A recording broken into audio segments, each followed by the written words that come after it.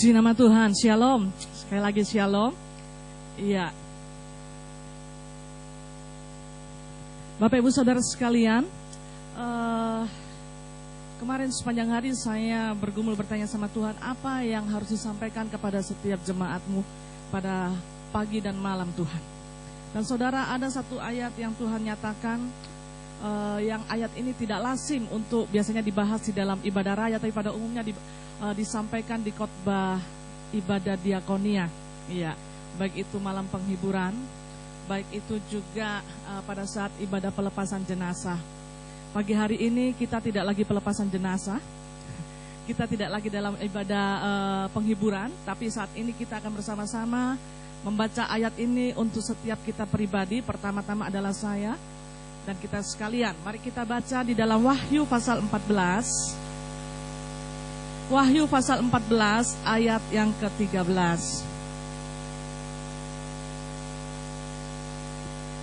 Jika sudah mendapatkannya, kita akan baca bersama-sama. Wahyu 14 ayat yang ke-13. Kita baca bersama-sama, demikian bunyi firman Tuhan. Dan aku mendengar suara dari sorga berkata, tuliskan, berbahagialah orang-orang mati yang mati dalam Tuhan sejak sekarang ini. Sungguh, kata Roh, supaya mereka boleh beristirahat dari jerih lelah mereka, karena segala perbuatan mereka menyertai mereka. Puji nama Tuhan, pagi hari ini saya akan menyampaikan tema donasi or durasi. Ya, donasi atau durasi.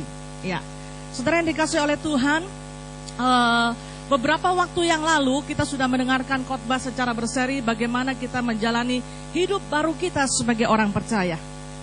Kita tahu bahwa kita hidup di dunia ini hanya sementara, ada kehidupan yang kekal yang lagi kita tuju. Ada kehidupan yang kekal yang sedang kita harapkan. Dan kita persiapkan mulai saat ini untuk kita boleh bersama-sama masuk dalam kehidupan kekal itu. Boleh berjumpa dengan Tuhan kita. Kapan saatnya tidak ada seorang pun yang tahu. Sebabnya mari saya dan saudara, kita mempersiapkan hidup kita mempersiapkan diri kita, langkah kita untuk menuju kepada hidup yang kekal itu. Karena kita tahu hidup kita di sini hanya sementara. Ya, permisi bicara, saya boleh katakan suatu kebodohan kalau kita sebagai orang percaya kita tahu adanya hidup yang kekal, tapi kita sia-siakan waktu yang Tuhan berikan dalam hidup kita, itu adalah suatu kebodohan. Ya, karena kita tahu di sini cuma sementara. Apa yang mau kita kejar di sini, sedangkan kita tidak mengejar untuk yang di sana. Nah, saudara dikasih oleh Tuhan, di bulan terakhir, ya saya katakan di bulan terakhir dalam tahun 2014 ini, saya rindu mengajak saudara sekalian, termasuk saya pribadi, untuk bersama-sama merenungkan perjalanan hidup kita sepanjang tahun 2014. Dari Januari sampai Desember. Desember adalah bulan yang terakhir dari setiap tahun.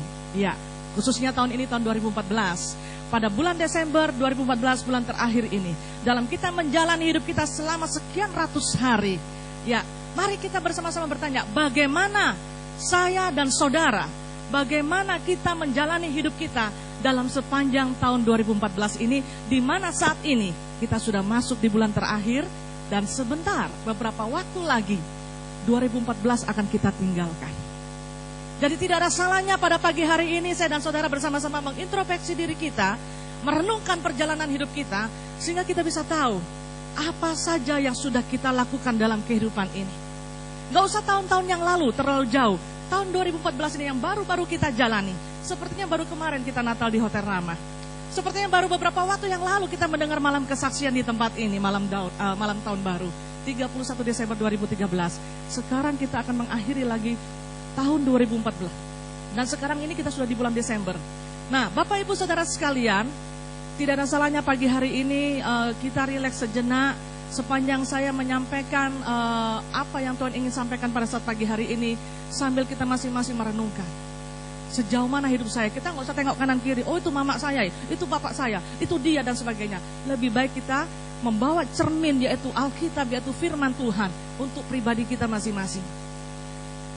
Bagaimana kita menjalani hidup kita sepanjang tahun 2014 ini? Terus berikutnya, pertanyaan berikutnya adalah, apa respon kita dengan anugerah Tuhan yang Tuhan berikan dalam hidup kita, yaitu berupa waktu. Kalau tadi saya berbicara mengenai bulan yang terakhir di 2014, saya bicara tentang hari, saya berbicara tentang bulan, saya berbicara tentang tahun, itu berbicara tentang waktu, saudara. Dari tadi pagi kita bangun sampai sebentar malam, itu juga berbicara tentang waktu. Dan anugerah Tuhan yang Tuhan nyatakan dalam hidup kita sampai saat ini adalah waktu. Iya. Bagaimana respon kita, bagaimana kita meresponi anugerah Tuhan, kasih karunia-Nya, kasih setia yang tidak pernah berkesudahan dalam hidup kita, sehingga setiap pagi kita boleh bangun dengan tubuh yang sehat, kita masih bernafas, dan kita masih menjalani hari-hari kita masih mengecap segala sesuatunya. Bagaimana respon kita akan anugerah Tuhan itu? Akankah kita benar-benar menghargai anugerah Tuhan itu dalam keseharian kita?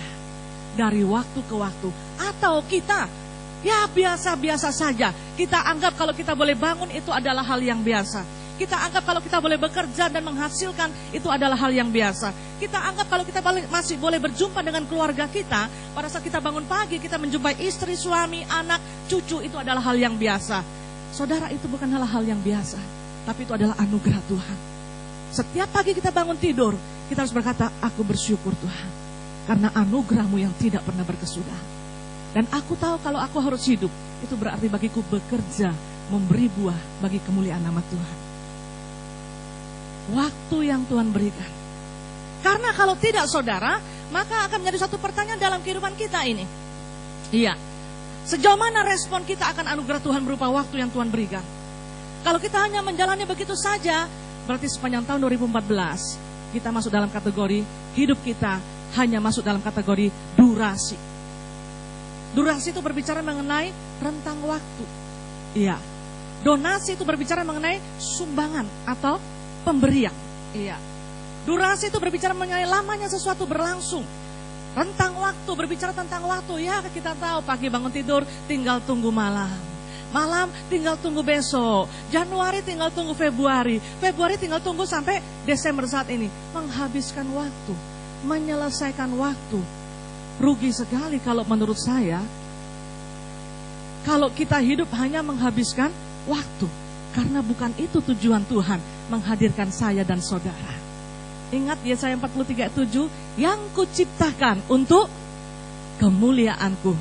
Tuhan mau kita hidup untuk memuliakan Tuhan. Dengan demikian, orang yang hidupnya tahu apa tujuan Allah menciptakan dia akan menghargai anugerah Tuhan berupa waktu yang Tuhan berikan. Tidak sedetik pun waktu yang dia akan sia-siakan. Tidak sedetik pun waktu yang akan dia abaikan. Dan yang dia lakukan tanpa ada sesuatu dengan tujuan untuk Tuhan, tidak ada. Tapi saudara, kalau kita tahu menghargai anugerah Tuhan berupa waktu, kita meresponi anugerah Tuhan berupa waktu, saya yakin dan percaya, dari malam mau tidur pun, pagi bangun tidur sampai malam mau tidur lagi, saudara, kita paling akan takut kehilangan waktu itu dengan sia-sia. Itulah orang yang meresponi anugerah Tuhan. Dia tahu apa arti hidupnya. Berarti dalam perjalanan hidupnya ada suatu donasi. Ada suatu pemberian, ada suatu sumbangsi. Ada sinonimnya donasi adalah kontribusi.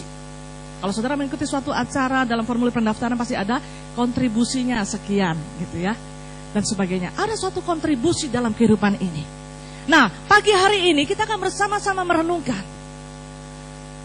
Sepanjang tahun 2014 sampai akhir bulan di tahun 2014 ini, donasi atau durasi perjalanan hidup kita.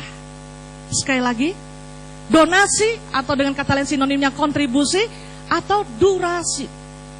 Sekali lagi, kalau durasi itu saudara berarti hanya menyelesaikan waktu saja. Jalan saja anyur. Saya nggak setuju dengan kata ngeflow. Karena kalau ngeflow itu saudara berarti dia bisa menguasai arus kehidupan. Dia tahu dia akan ke arah mana. Tapi banyak orang-orang Kristen, orang-orang percaya anyur. Tapi dengan pakai bahasa rohani, ya mengalir saja. Padahal dia sudah tak anyur.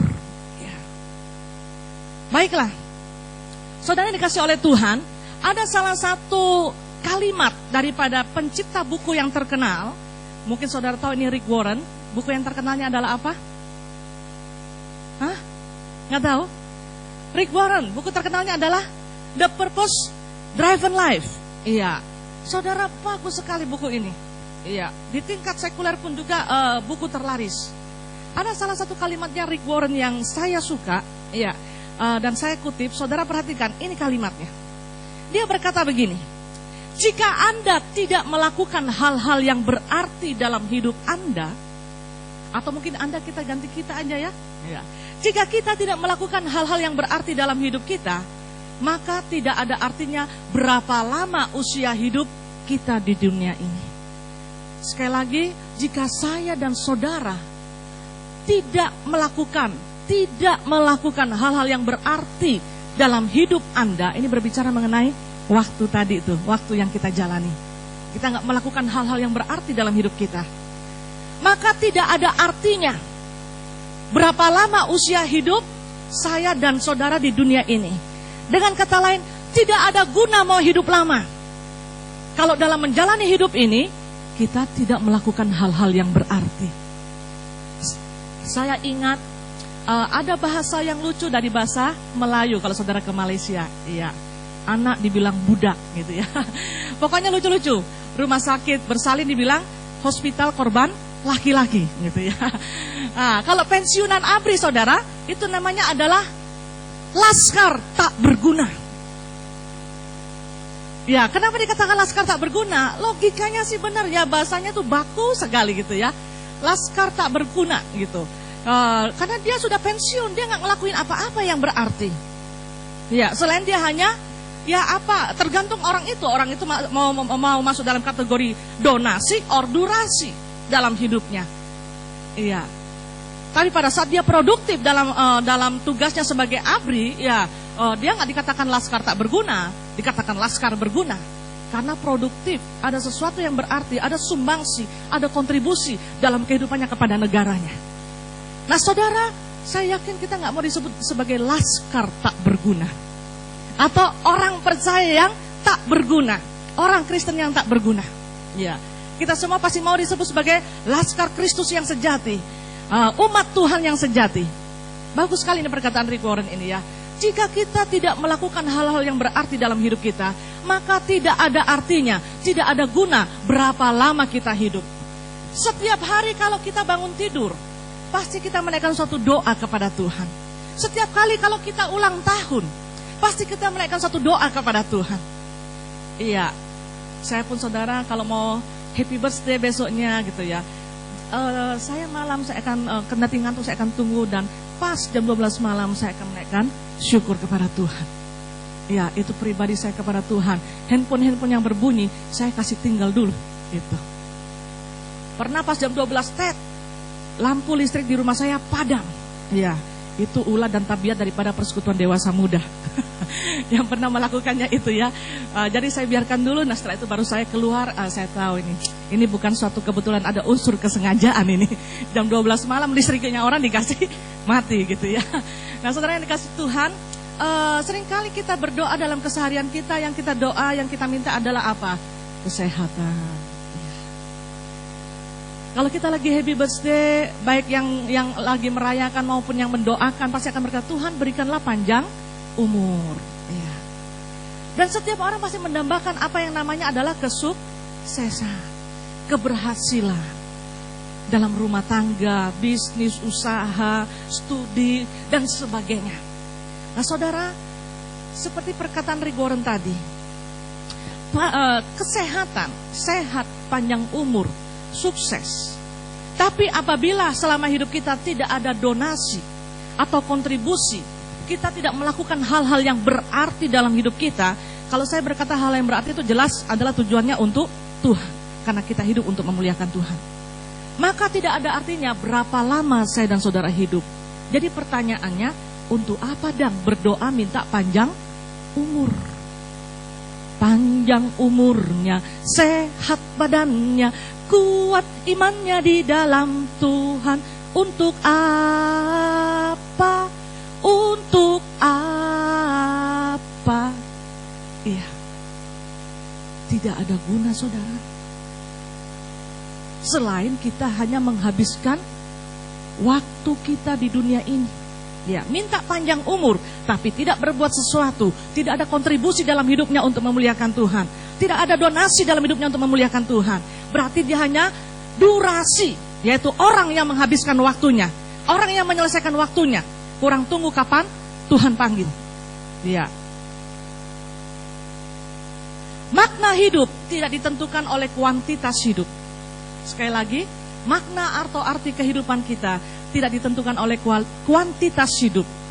Namun, seberapa hidup kita berkualitas. Makna hidup kita tidak ditentukan berapa banyak kekayaan saudara. Makna hidup kita tidak ditentukan bahwa saudara adalah orang yang berhasil karena memiliki happy family. Iya. Saudara berumah tangga, menikah, dan Tuhan karunia beberapa anak. Karena banyak orang yang masih mengumuli anak sampai saat ini tidak memperoleh anak. Sehingga saudara berpikir saya adalah keluarga yang berbahagia. Sampai saudara memperoleh cucu, dan saudara hidup dalam suasana kenyamanan, kemapanan. Mungkin itu kuantitas hidup kita. Makna hidup tidak ditentukan oleh kuantitas hidup kita. Mungkin sepanjang saudara sekolah, saudara adalah pelajar mahasiswa yang berhasil. Di tengah-tengah pekerjaan saudara, saudara adalah karyawan atau pemimpin yang sangat dihormati di kantor saudara atau di tempat kerja saudara. Reputasi saudara luar biasa. Makna hidup kita tidak ditentukan oleh kuantitas hidup kita. Namun, seberapa hidup kita berkualitas. Ini berbicara mengenai apa donasi hidup kita. Apa kontribusi yang sudah kita berikan dalam menjalani hidup ini. Saudara, kita melihat contoh. Ini orang kemarin saya lihat juga dimuat di Radar Sulteng. Ya. Pasangan suami istri namanya Yohanes. Ya, saya kira salah ya, ternyata benar ya. Saya cari di internet juga, saya kira kurang H. Padahal memang namanya Yohanes dan Henny Christianus. Saya diberkati sekali lewat kesaksian. Andre, tidak ada listriknya mungkin ya. Sambil dibantu ini, ya. Saya diberkati sekali oleh kesaksian daripada suami istri ini saudara yang namanya adalah Yohanes dan Henny Christianus. Ya, mereka suami istri ini adalah asal dari Jakarta. Tuhan hentar mereka untuk tinggal di Sydney. Saudara tahu Sydney itu di mana? Australia, negara kanguru ya, itu. Saya pernah ke salah satu negara bagian daripada negara Australia itu padahal baru kota kecilnya saudara di Perth ya. Itu aja bagi saya udah bagus gitu ya. Sampai dia berkata kepada saya, "Oh, kamu belum ke Melbourne-nya, belum ke Sydney-nya ya, next time saya akan ke sana." Di Perth aja bagi saya bagus. Saya suka sekali di Kings Park-nya, rapinya, tertibnya, bersihnya gitu ya. Sangat nyaman di sana. Iya. Nah, saudara, saya bisa memahami kehidupan di sana bisa dikatakan lebih nyaman daripada di Indonesia. Iya. Dan pasangan suami istri ini saudara sudah menikmati kenyamanan. Iya. Suatu saat setelah 10 tahun mereka tinggal di Sydney, suami istri ini, usaha mereka diberkati, income mereka kurang lebih per bulan 80 sampai 100 juta kalau dinominalkan Indonesia, ya. Cukuplah karena rumah tangga baru dan waktu awal mereka melahirkan putri pertama, ternyata Tuhan karunia anak kembar. Mereka berencana untuk pulang ke Indonesia, memperlihatkan nih anak kami nih yang kembar kepada para orang tua mereka. Pada saat mereka ke Indonesia, mereka pulang, kalau nggak salah di daerah Kelapa Gading atau di daerah mana, mereka di dalam mobil. Saat itu mereka melihat begitu banyak anak-anak jalanan. Kremus-kremus, tidak terurus dan sebagainya. Muncullah di hati sang istri keterbebanan.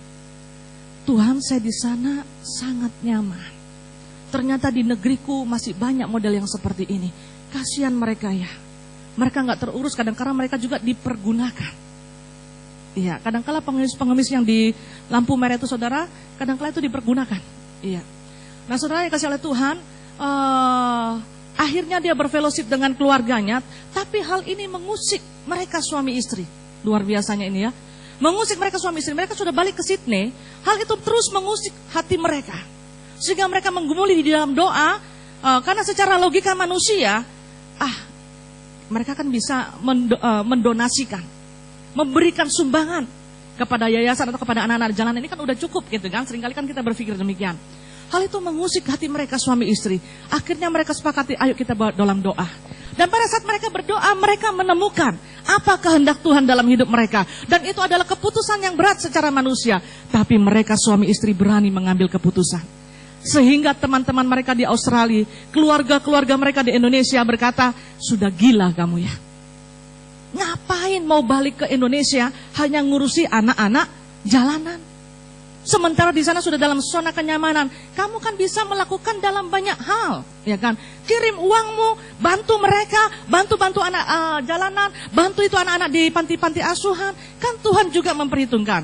Keluarga sangat menentang keras, tapi mereka pilih taat kepada Tuhan. Saudara tahu, pasangan suami istri Yohanes dan Henny Kristianus ini, mereka menjual semua aset mereka. Mereka bawa ke Indonesia, dan mereka mulai merintis. Dia datang itu anak-anak jalan. Awal mereka di Indonesia, dia ada di Bandung.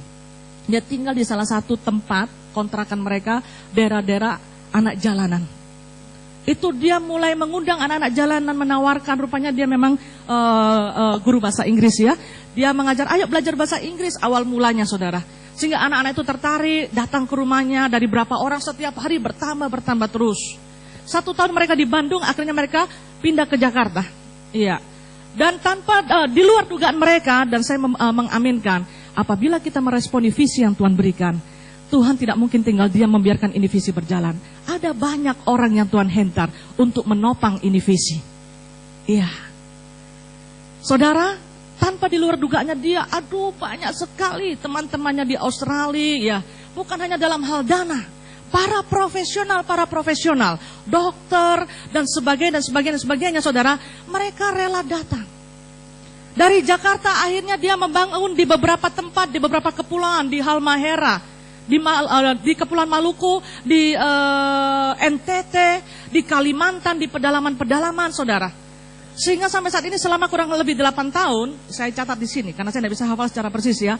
Selama 8 tahun, apa saja yang sudah dilakukan oleh pasangan suami istri ini? Dikatakan kegiatan sosial yang dilakukan Henny selama 8 tahun antara lain adalah 3.330 anak mendapat pelayanan makanan bergizi dan pendidikan. 3.200 kakak, bukan kecil ini saudara, 3.200 kakak didampingi dalam pemberdayaan ekonomi masyarakat. 41 kakak yang mendapat bantuan rumah sehat, 8 MCK di 3 desa, NTT, kios usaha untuk pasangan manula. Rupanya bukan anak-anak berkembang, dia memperhatikan juga para manula. Mau diapakan ini manula-manula ini? Dibukakan kios-kios. Iya. Selain itu bantuan terhadap 20 dusun berupa pelatihan dan bibit sayuran. Saudara lihat, mereka suami istri berpose ini ya. Dengan hasil yang mereka berikan, pelatihan, pemberdayaan di dusun ini. Sehingga hasilnya sangat bagus. Ya, mereka ambil pose dengan hasil sayuran yang mereka ajar kepada penduduk setempat. Sehingga mendapat suatu income ya, dan kehidupan yang layak. 30 feeding dan learning centers, termasuk 25 sekolah PAUD gratis. 1 mobil klinik untuk NTT, operasi gratis untuk 400 bola mata pasien buta,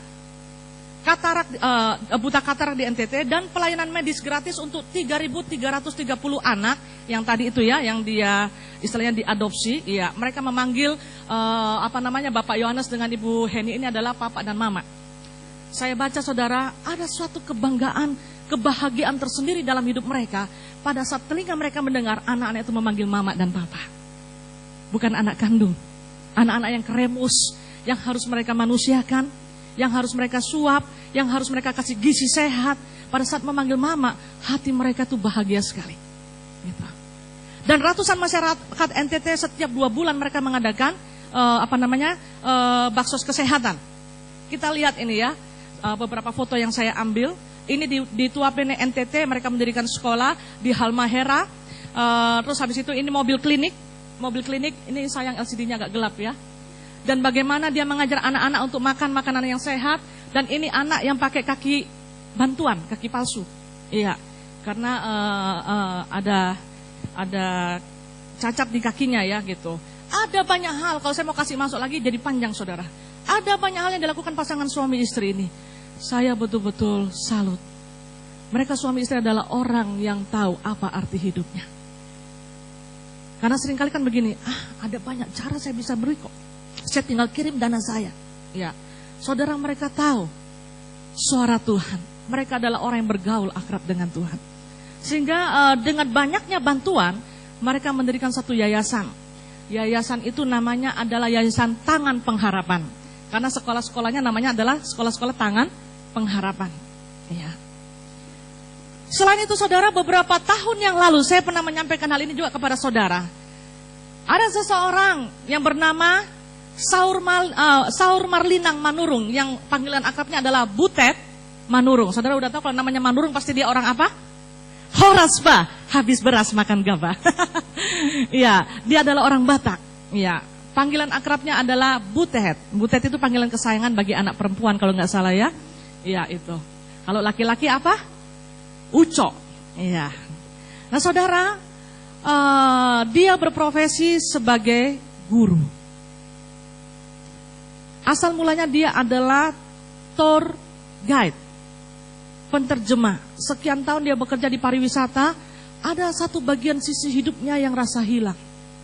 Dia dapat uang gede, karena dia sebagai penterjemah. Dia keliling kemana-mana, tapi dia tidak merasakan suatu kedamaian. Sampai suatu saat dia melihat iklan, bahwa dibutuhkan tenaga pengajar untuk orang-orang rimba yang ada di pedalaman Jambi, namanya orang-orang rimba. Iya. Di situ saudara tiba-tiba ada suatu aliran yang menarik dia. Saya harus melamar ini. Waktu dia melamar dia diterima. Ada suatu, belum menjalani, ada suatu sukacita yang dia nggak pernah rasakan selama sekian tahun dia bekerja di kepariwisataan itu. Dan begitu dia menjalani saudara, dia menemukan inilah dunia saya. You are my world, you are my God. Itulah dunianya dia. Saudara tahu dia masuk di pedalaman, kita lihat aja fotonya ini ya. Ini gayanya. Butet Manurung, ya, yang biasanya pakai pakaian mungkin seperti kita, dia juga harus masuk seperti mereka. Iya. Tapi pada saat dia berjumpa dengan SBY untuk menerima suatu penghargaan, dia juga berpenampilan sebagaimana wajarnya. Pakai baju batik, bablo dulu, cantik, iya. Tapi kalau dia selalu begini setiap hari di orang-orang rimba, menjauh itu orang-orang rimba, saudara. Iya, nggak gampang. Iya, dia adalah founder, pendiri daripada Sekolah Rimba. Ada bukunya ini. Kalau saudara ke Gramedia, ya. Sekolah itu adalah sekolah, bahasanya suku-suku orang-orang rimba di pedalaman Jambi. Iya, saudara, orang rimba ini di pedalaman Jambi termasuk kategori suku terasing. Bukan suku terpencil ya, suku terasing. Untuk memenuhi tenaga guru, karena tidak banyak orang mau disuruh ke sana. Tidak banyak orang yang mau untuk memajukan orang-orang yang terbelakang seperti ini. Karena banyak orang memikirkan tentang kemapanan. Jadi saudara, untuk memajukan bagaimana ada penambahan tenaga guru, karena dia kewalahan kalau dia sendiri ya, ada banyak yang harus dia ajar. Dia rupanya, waktu saya membaca, rupanya dia menggunakan metode, ini menurut bahasa saya ya, metode pemuridan. Saudara tahu metode pemuridan itu apa? Murid memuridkan. Iya, satu contoh. Sekarang di GPP Jemaat Palu untuk kelas-kelas pemuridan tidak mutlak harus kami tim penggembalaan yang harus memuridkan. Tetapi adalah pelayan Tuhan jemaat GPPS Palu sendiri yang memuridkan. Kenapa? Sudah dimuridkan, jadi bisa memuridkan. Murid memuridkan, dan dia mengkader 14 putra-putri daerah yang siap dan bisa menjadi tenaga pengajar. Saudara tahu untuk mengajar huruf A, huruf B dan sebagainya, dia nggak bisa langsung huruf A, huruf B, dia harus pakai ilustrasi. Benda apa, celurit, dia bilang C. Betul nggak? Saudara tahu celurit toh? Iya, C gitu. Jadi ada bahasa khususnya yang dia punya metode yang Tuhan berikan hikmat, itu yang sempat dapat award. Ya, ada banyak award yang penghargaan yang dia terima. Ini Butet Manurung. Karena dia punya metode yang cukup bagus untuk orang-orang rimba. Saudara, kalau saya baca, kasihan ini orang-orang rimba. Awal Butet Manurung masuk juga dia mengalami penolakan daripada orang-orang rimba. Kenapa? Karena orang-orang rimba di pedalaman Jambi, mereka trauma dengan orang-orang di luar mereka. Orang-orang di luar mereka istilahkan orang-orang terang. Maksudnya orang-orang terang itu adalah orang-orang di luar mereka. Jadi kalau sementara mereka bersama-sama, ada satu orang atau sekian orang di luar mereka, mereka kan tahu. Dari ciri khas fisiknya kan, ada orang-orang terang datang. Mereka langsung musuh itu. Ya, kenapa? Karena bagi mereka orang-orang terang itu lopu. Saudara tahu lopu? Iya, mereka seringkali dibodohi kasihan dengan orang-orang terang. Namanya orang terang tapi perbuatan tidak terang kasihan. Iya, apa yang mereka seringkali dibodohi? Mereka diberikan selembar kertas. Katanya nih penghargaan dari kecamatan. Dan mereka diberikan uang ala kadarnya. Setelah itu mereka disuruh cap jari. Mereka nggak tahu tanda tangan, kasihan buta huruf. Ya. Mereka disuruh cap jari. Dan setelah itu apa yang terjadi, saudara? Mereka digusur. Tanah-tanah mereka diambil. Rupanya dibodoh-bodohi mereka. Nah dari situ kalau ada orang pendatang baru, mereka trauma. Dan mereka akan mengadakan suatu permusuhan gitu ya. Butet Manurung sempat mengalami hal seperti itu. Bagaimana akhirnya perlahan dia bisa masuk kepada orang-orang rimba ini. Saya nggak tahu, saya belum cari tahu jelasnya kenapa dibilang orang rimba. Apakah karena memang hidupnya di hutan-hutan rimba begitu ya? Karena kalau lihat penampilannya memang ya cukup terasing begitu ya. Pakaiannya aja seperti dan sebagainya. Saudara, luar biasa. Sudah sekian ribu orang-orang di sana boleh diajar tahu baca tulis. Dan Butet Manurung meyakinkan bahwa dia datang untuk menolong mereka. Mereka nggak akan bisa dibodoh-bodohi lagi kalau mereka belajar. Dan sekarang sudah banyak yang bisa baca tulis. Dan orang-orang terang so tidak bisa membodohi mereka lagi. Iya, mereka dimanusiakan. Saudara, bagi saya mereka ini adalah orang-orang yang tahu apa arti hidupnya. Saya nggak berkata bahwa saudara harus seperti ini. Ayo tinggalkan jual aset, kita pergi ke suatu suku terpencil dan sebagainya. Enggak, gitu. Tapi saya memberikan contoh bagaimana orang yang tahu bagaimana mendonasikan hidupnya. Hampir setiap tahun, kalau saya boleh jujur kepada saudara, hampir setiap tahun banyak penawaran yang diberikan kepada saya. Termasuk pada bulan April kemarin. Iya.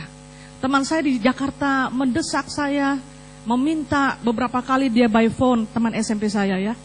Dia berkata, coba kamu pindah ke Jakarta. Kalau kamu pindah ke Jakarta, kami sekeluarga dan beberapa teman-teman kita adalah menjadi jemaat kamu yang pertama. Kamu gak kasihan kami ini terlunta-lunta, kami tidak bertumbuh dan sebagainya.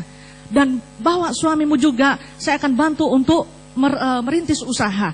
Dia bergerak di bidang trucking ya, cukup diberkati Tuhan. Saya berkata, terima kasih. Dengan alasan rohani terus, kasihan ini kami di sini gak bertumbuh dan sebagainya. Saya berkata, saya tahu kamu bisa bertumbuh. Kalau di Jakarta banyak sekali pendeta. Kamu tahu, di sini tidak banyak orang mau di daerah. Sejak dari saya sekolah Alkitab tahun 91 sampai 93 saya selesai sekolah Alkitab. Teman-teman saya aja tidak banyak yang mau di daerah. Putra-putra daerah banyak yang tidak mau pulang ke daerahnya. Yang dari Sumatera, yang dari Sulawesi dan sebagainya, mereka pilih semua di Jawa. Kenapa saudara? Memang di Jawa jauh lebih mudah dan jauh lebih nyaman. Saya berkata, saya tidak mengejar kenyamanan. Oh enggak, saya enggak tawarkan kenyamanan bagi kamu. Tapi kamu kan pendeta. Kamu kan tahu, sudah dari SMP kita baku bauk dan sebagainya. Rohani saya enggak bertumbuh dan sebagainya. Saya berkata, di mana selama ini kamu beribadah? Dia sebutkan gereja A, gereja B, gereja C. Wah, pokoknya keliling terus ya. Kadang-kala enggak bergereja. Saya mulai rujuk kepada satu gereja. Saya tahu di gereja ini dia bisa bertumbuh. Dan puji Tuhan, sekarang pertumbuhannya luar biasa. Iya. Jadi saya berkata, saya hanya bisa mentor aja. By phone, setiap saat, setiap waktu kamu boleh. Handphone saya itu kayak UGD 24 jam, nggak pernah dikasih mati kalau malam. Iya, paling terkadang silent gitu aja. Nah, setelah dikasih oleh Tuhan, saya berkata, minta maaf, saya punya keterbebanan untuk Sulawesi. Pada tahun 2001, waktu saya ada di Australia, gembala di Australia juga menawarkan, kamu tahu banyak sekali, ya saya tahu saudara di sana, aduh kehidupan perlu hamba-hamba Tuhan yang terbeban juga untuk mereka mengalami perjumpaan dengan Yesus yang pertama dan kepada pertumbuhan rohani. Dan banyak permintaan di Adelaide dan sebagainya. Saya berkata, saya berdoa. Mereka pada menyampaikan semua sama Bapak Gembala. Ya, hamba-hamba Tuhan senior juga, baik yang dari GPPS juga, callingnya juga kepada Bapak Gembala. Saya bersyukur ya, Om Martino itu orangnya moderat, ya, selalu memberikan kebebasan sebagaimana Tuhan memberikan kehendak bebas untuk memilih, gitu ya. Oh silakan hubungi orang dan sebagainya. Semakin saya berdoa waktu 2001 saya ada di Perth, saudara tahu peta Indonesia itu semakin kelihatan. Dan saya tahu panggilan saya di mana. Kalau secara nyaman, saya pernah di sana 3 bulan, saya pernah di sana 6 bulan. Sangat nyaman. Cetak dolar juga sangat bagus. Iya, dan sebagainya. Tapi saudara tahu, peta Indonesia itu muncul. Saya teringat buku Derek Prince yang berjudul Yerusalem Memanggilku. Waktu peta Indonesia selalu muncul dan sudah mendekati waktunya untuk saya kembali ke Indonesia. Gembala berkata, bagaimana Lea? Apakah kamu gak terbeban di sini? Saya berkata, bukan, saya tidak terbeban. Saya terbeban dengan semua jiwa. Tapi GPPS pun mengajarkan, Hidup dengan iman, bekerja sesuai panggilan. Saya tahu panggilanku ada di Indonesia. Karena selama saya berdoa, semakin jelas itu peta Indonesia. Dan sampai saat ini saudara, saya terbeban untuk Sulawesi, khususnya Sulawesi Tengah. Kalau Tuhan memberikan kepercayaan kepada saya pribadi untuk menjadi majelis daerah GPP Sulawesi Tengah, itu bukan jabatan. Itu tanggung jawab. Semalam saya baku telepon dengan rombongan yang sekarang ini sedang masih ada di, tadi jam 6:30 masih di Poso. Iya, rombongan yang menuju ke Sukuwana. Waduh, mereka bercerita panjang dan lebar. Nanti mendengar sendiri mungkin dari kesaksian Ibu Milka. Memang medannya cukup berat dan sangat berat. Iya. Bapak Jaden telepon saya berkata, itu sebabnya kenapa saya terbeban. Dan saya rindu rombongan datang jangan dengan 10 jari. Iya, luar biasa. Ada yang tergerak sehingga mereka tidak datang dengan 10 jari. Gitu. Ada yang tergerak untuk membantu dalam pembangunan. Karena saya sudah melihat dan saya kenapa saya mensupport pelayanan di sana, tenaganya bisa dipertanggungjawabkan, pernah dididik di sini. Dan mereka bisa berbuat banyak. Saudara, di Sukuwana, di Salubiro dan sekitarnya masih banyak desa yang belum ada hamba Tuhan. Mereka nggak tahu Injil. Anak tinggal saya yang namanya Tina aja yang pernah tinggal sama saya itu. Saya tanya, kamu Kristen? Iya, mamaku bilang saya Kristen. Mamaku bilang saya Kristen. Iya. Rupanya dari lahir, crot dia lahir gitu ya. Dia nggak pernah tahu apa itu gereja. Dia nggak pernah ketemu itu pendeta. Adam dan Hawa saja saya ceritakan dia baru tahu siapa namanya Adam dan Hawa. Nggak sedih saudara. Mungkin kita nggak bisa ke sana, tapi lewat doa kita, lewat apa yang kita bisa salurkan, di sana setiap orang boleh mendengar Injil. Dan saya selalu memotivasi yang ada di Salubiro ini, hamba Tuhan suami istri ini. Saya berkata, ayo miliki keterbebanan. Sebelum mereka berangkat, saya sharing di dalam ruangan ini. Termasuk ada Sardi itu ya. Saya sharing di dalam ruangan ini. Dengan air mata saya berkata, saya bukan suku Wana, tapi saya mencintai suku kalian. Saya belum pernah ke sana, tapi saya mengkip ke sana dan saya berkerinduan suatu saat saya akan ke sana. Kenapa saudara? 2 anak suku Wana tinggal sama saya. Pada saat saya mengetahui sikon ini, itu yang membuat saya tertarik. Apa suku Wana? Saya suka baca di internet. Baru-baru saya hanya baru bisa pergi ke Lauje. Ya kami harus bergantian. Kalau hari ini juga saya berangkat, ini minggu kosong gitu ya. Nah saudara dikasih oleh Tuhan, waktu saya mendengar cerita mereka kemarin, wow, luar biasa. Pergumulan perjalanannya itu, rutenya dan sebagainya, ya. Jadi saudara, kita bisa berempati dengan tenaga-tenaga yang ada di sana. Mereka lagi membangun. Puji Tuhan, report yang saya dapat daripada Bapak Jaden, gerejanya cukup bagus, sudah mulai berdiri dari kayu dan sebagainya. Waktu di kelas saya bertanya kepada Papa Desi dengan Mama Desi bagaimana cara membangun. Waktu itu Desi masih kecil katanya. Mereka harus bawa chainsaw, mereka pergi ke hutan, mereka potong sendiri karena jemaat belum tahu apa itu gerejaku. Jadi saya berkata, kamu harus melibatkan jemaat, tidak bisa bekerja sendiri. Kenapa? Jemaatmu akan diberkati, seberapa lama kamu akan bekerja sendiri, kamu akan letih, lesu. Dan akhirnya jemaatmu gak akan diberkati karena kamu gak pernah mengajarkan firman. Bagaimana mereka mengerti ini adalah gerejaku. Tidak ada donasi mereka sebagai jemaat. Motivasi mereka bagus ya sementara membangun. Dan areal yang mereka miliki cukup besar ya. Ada banyak hal yang bisa dilakukan untuk di sana. Bahkan mungkin untuk suku Wana bisa jadi senternya ya. Ada suatu visi yang saya lagi miliki untuk suku Wana. Tapi saya belum bisa buka sekarang. Nah saudara dikasih oleh Tuhan. Kembali kepada yang tadi. Kita harus tahu kehidupan kita, arti hidup kita sebagai orang percaya. Selama kita hidup untuk apa? Kalau Tuhan bawa kepada suatu kenyamanan atau keberhasilan, ya puji Tuhan. Tapi jangan pernah terjebak dengan comfort zone atau zona kenyamanan. Yang bekerja asik hanya cari duit. Saya kan harus menghidupi keluargaku. Saudara lihat keluarga berbahagia, saudara juga berbahagia. Enggak salah. Iya.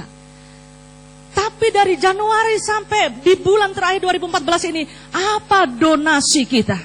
Apa kontribusi kita? Apa yang sudah kita sumbangsikan hidup kita untuk Tuhan? Dan kalau dibikin persentase, mana lebih banyak? Untuk diri kita atau untuk Tuhan? Itu yang saya rindu membuat saudara merenungkan pada pagi hari ini. Kalau tahu saya memberikan contoh-contoh tentang pribadi-pribadi ini saudara, bukan berarti kita harus jadi seperti dia, enggak. Ada banyak cara kita untuk bisa mendonasikan, mengkontribusikan hidup kita, memberikan sumbangsi dalam hidup kita untuk Tuhan dan untuk sesama kita. Dan itu adalah hidup yang sangat berarti. Nah, menjadi pertanyaan kita bersama sekarang, mari kita renungkan sesaat. Donasi atau kontribusi apa yang sudah kita lakukan? Gak usah jauh-jauh lah tahun-tahun yang kemarin. Tahun 2014 ini, apa yang sudah kita lakukan? Apakah kita hanya sibuk urus keluarga? Ada orang pada saat belum mendapat pendamping hidup, dia bergumul minta pendamping hidup. Setelah ada pendamping hidup, wah dia mulai kendor. Kenapa? Sibuk urus suami.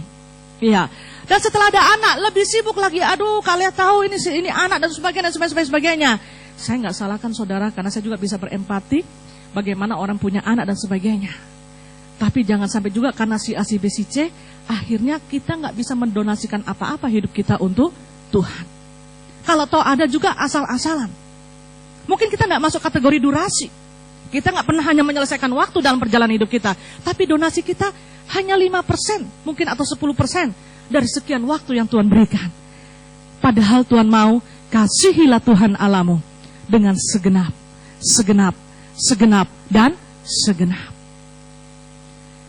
Donasi atau kontribusi apa yang sudah kita berikan untuk Tuhan dan untuk sesama kita selama hidup?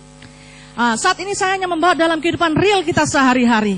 Saya nggak menjabarkan, saya hanya membantu saudara untuk merenungkan pada saat pagi hari ini. Dan saya akan lebih rindu mengajak saudara nanti masuk dalam hadirat Tuhan. Ya. Sebagai orang tua, sudahkah saya kan sudah jadi orang tua sekarang, jadi saya harus bilang saya ya. Sudahkah saya dan saudara meninggalkan jejak atau keteladanan hidup bagi anak-anak kita? Beberapa waktu ini saya tugas pelayanan Natal di beberapa tempat. Ya, tema Natal secara nasional adalah berjumpa dengan Allah dalam keluarga. Cukup bagus ini tema. Yang saya tahu, tahun 2014 ini, Tuhan tahu banyak rumah tangga, keluarga-keluarga yang rapuh. Yang butuh kehadiran Tuhan di tengah-tengah keluarga dan rumah tangga mereka. Sehingga lewat PGI, lewat orang-orang itu Tuhan memberikan isi hatinya dengan tema berjumpa dengan Allah dalam keluarga. Saya sempat singgung dalam beberapa khotbah saya di tema Natal itu, saudara, di beberapa tempat. Saya berkata, seharusnya anak-anak yang Tuhan percayakan sama kita, itu tidak perlu kita capek-capek berkata, percaya Yesus ya, harus anak-anak bukan pendengar yang baik, tapi anak-anak adalah peniru yang hebat. Mungkin kalau lebih tepatnya, anak-anak adalah peniru yang ulung. Ya, dan seharusnya saudara, anak-anak mengenal Yesus bukan pada saat dia di sekolah minggu, tapi dalam keseharian dia boleh mengenal, dia boleh melihat siapa Yesusnya. Sehingga kalau teman-teman yang berkata, kamu agama apa? Aku agama Kristen. Tuhan Yesus, karena dia tahu siapa Yesus. Lewat siapa? Orang tuanya. Jadi seharusnya dalam keluarga itu, lewat kedua orang tuanya lah, seorang anak-anak boleh melihat siapa Yesusnya. Tapi saudara, memang terkadang dalam suatu keluarga, anak-anak tidak menjumpai Yesus lewat orang tuanya. Justru tabok balik. Ada banyak anak-anak yang dipakai oleh Tuhan untuk membawa orang tuanya mengenal Yesus. Amin. Ya. Ada banyak anak-anak yang dipakai Tuhan untuk membawa seisi rumahnya mengenal Yesus. Karena hidupnya jadi kesaksian. Beberapa bulan yang lalu saya mendengar daripada saudari Wati, kalau tidak salah ya, ada salah seorang anak KPKP. Iya, akhirnya dia tertarik masuk ke GPPS. Dia ikut komsel, kalau nggak salah dia ikut remaja juga. Bukan dari Wati. Iya, saya dengar dari Evi ya. Iya, Evi Dayo. Ada di belakang dia. Nah saudara, saya dengar orang tuanya, mamanya itu baku teman dengan saudari Evi. Dia bertanya, Vi, ada apa di gerejamu? Ada apa di GPPS? Kenapa? DP anak, sinyo-sinyo remaja ini saudara. Dia bilang, kenapa dia tuh kalau kebaktian hari Minggu pagi dan malam, gak bosen-bosennya dia kebaktian. Iya. Pokoknya sejak ikut KPKP kalau ibadah, ibadah terus. Iya. Dan ada suatu perubahan hidupnya. Sehingga orang tuanya bertanya-tanya, ada apa di gerejamu? Ya, boleh saya ikut? Maka Evi ajaklah. Ajak juga di PI Komsel di Bukit Doa yang lalu dan sebagainya. Suami istri datang. Saudara dikasih Tuhan, bukankah anak ini sudah menjadi berkat? Dan memperkenalkan siapa Yesus dalam kehidupannya? Dia gak bercerita tentang apa yang dia dapat di GPPS atau di saat dia ibadah. Tapi orang tua tertarik, ada apa? Biasa anak-anak disuruh ibadah aja susah. Dulu susah disuruh ibadah. Ini di KPPS, ibadah pagi datang, pagi-pagi so bangun. Malam, masuk ibadah lagi, kok ibadah lagi nak? Iya mak, saya ibadah lagi. Oh, cinta mula-mula, first love. Iya. Nah, saudara dikasih oleh Tuhan, positifnya seorang anak bisa memperkenalkan siapa Yesusnya kepada kedua orang tuanya. Jadi kesempatanlah kami di Dewasa Muda, ditanya Tuhan Yesus di mana? Di sorga. Berarti dia belum tahu, dia belum lahir baru. Dilayanilah dalam PI Komsel, PDM. Kedua orang tuanya. Saya lihat juga mereka enjoy ikut gamesnya, PDM, kasih injak-injak balon gitu ya. Kadang-kala biar PDM so jadi sekolah minggu juga. Nah, saudara dikasih oleh Tuhan, terkadang hal itu Tuhan pakai. Siapapun Tuhan bisa pakai. Bagaimana memperkenalkan Yesus lewat kehidupannya. Nah, sekarang sebagai orang tua dalam aplikasi hidup kita sebagai orang tua, para orang tua, baik orang tua yang anaknya sudah besar-besar atau mungkin keluarga-keluarga muda, sudahkah kita memberikan keteladanan bagi anak kita? Sudahkah betul-betul Yesus adalah jagoannya? Seperti tema sekolah minggu kan, Yesus jagoanku, ya kan? Tahun ini temanya apa sekolah minggu? Saya cinta Tuhan Yesus. Sudahkah Yesus menjadi idolanya, jagoannya? Kenapa? Karena dia melihat mama papanya, orang tuanya, oma opanya. Lewat oma opanya ya, Timotius itu lewat omanya, Eunika, ya kan? Oma opanya boleh memperkenalkan dia siapa Yesus. Mata jasmaninya dia nggak melihat, tapi lewat kehadiran otoritasnya, dia bisa melihat otoritas atau pribadi daripada Yesus. Jadi nggak pernah yang lain saudara, di dalam ucapannya, di dalam gerak-geriknya dan sebagainya. Yesus, Yesus, Yesus. Di saat dia lihat poster Yesus, dia berkata, Yesus. Iya. Jadi kalau lihat itu gambar-gambar Yesus, suatu saat dia, saya kalau ke Gramedia, saya suka belikan dia itu Alkitab bergambar ya. Suatu saat dia lihat itu gambar Yesus dibaptis, dia bilang, Mami, Yesus senang. Yesus berenang, kata. Saya bilang, bukan berenang ini nak, ini dibaptis. Kan gitu. Jadi dia tahu, baptis gitu. Baru-baru saya beli VCD, hati-hati saudara. Saya beli VCD Yesus di Gramedia. Saya beli beberapa set gitu ya, karena sudah saatnya dia suka nonton. Kalau dulu dia hanya suka nyanyi, sekarang dia sudah bisa nonton gitu ya. Waktu saya perhatikan, saya berkata kepada suster, Sos ini jangan dikasih nonton, kenapa? Karena nggak alkitabiah. Ceritanya bagus, kartun ya. Tapi ujung-ujungnya Yesus dibaptis, saudara tahu. Yohanes mengambil air begini dan dikasih begini. Loh saudara jangan anggap remeh nih. Awalnya bagus, endingnya yang tidak bagus. Saya tarik itu VCD, saya simpan. Kenapa? Nanti sampai besar itu akan terekam. Baptisan adalah, padahal harusnya adalah baptiso. Anak-anak itu cepat sekali rekamannya. Iya, makanya kita harus mendampingi kalau dia nonton. Kalau sudah memberikan tontonan apapun, tonton dulu apa isinya. Gitu. Waktu kelahiran Yesus, begitu Yesus lahir, kalau nggak salah Yusuf atau Marianya minta garam. Untuk apa itu garam? Iya. Jadi beberapa tayangannya bagus, tapi terpaksa saya harus singkirkan. Yang masih bisa dia tonton dan Alkitabiah kita berikan. Iya. Jadi saudara, biar lewat kehidupan kita para orang tua, anak-anak boleh mengenal siapa Yesus. Dan itu dalam keseharian. Dalam keseharian. Kalau keseharian kita nggak memperkenalkan siapa Yesus, saudara suruh ke sekolah minggu, dia hanya terintimidasi saja. Nggak ke sekolah minggu nanti dicambuk. Sudah kasih kolektor? Sudah. Gitu. Nanti dipakai makan siomay? Tidak, cuma 1000 makan siomay, 1000 masuk kolekte. Iya. Hanya tekanan dia pergi sekolah minggu. Tapi beda, kalau dia mengalami perjumpaan dengan Yesus lewat kehidupan kita para orang tua. Dia enjoy, dia senang, memuji Tuhan, dengar cerita sekolah minggu, menyanyi dan sebagainya. Dia senang. Iya. Sepanjang 2014, para orang tua, sudahkah di dalam rumah tangga kita, keluarga kita, setiap orang dalam rumah kita boleh melihat siapa Yesus? Bukan cuma suami istri, bukan cuma anak, bukan cuma cucu. Siapa yang bekerja dengan saudara? Pembantu, anak-anak tinggal dan sebagainya. Sudahkah mereka melihat siapa Yesus yang kita sembah?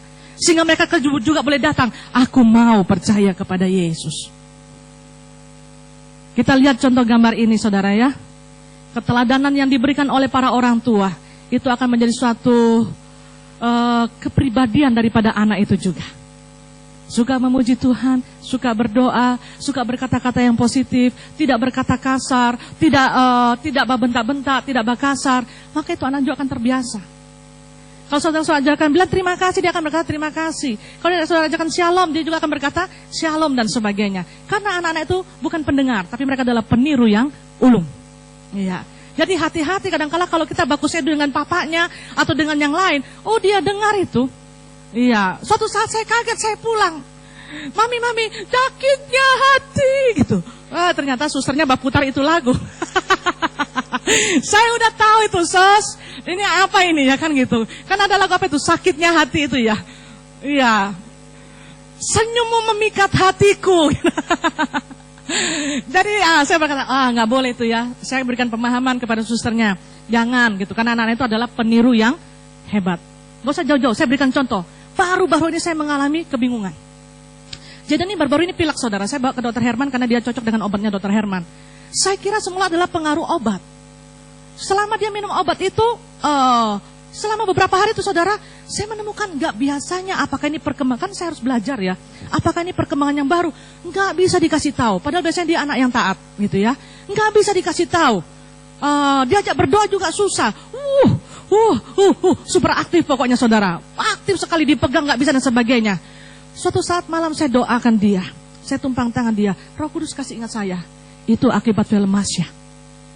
Belakangan dia ngefans dengan Masya. Pagi bangun tidur, Masya. Setiap saat, Masya. Dan benar saudara, benar. Saya langsung tumpang tangan, saya langsung doakan. Saya pesan sama susternya, mulai hari ini jangan kasih tunjuk film Masya. Bilang tidak ada, jelek itu tidak bagus. Sampai sekarang dia tidak nonton. Baru 1 hari tidak dikasih nonton Masya.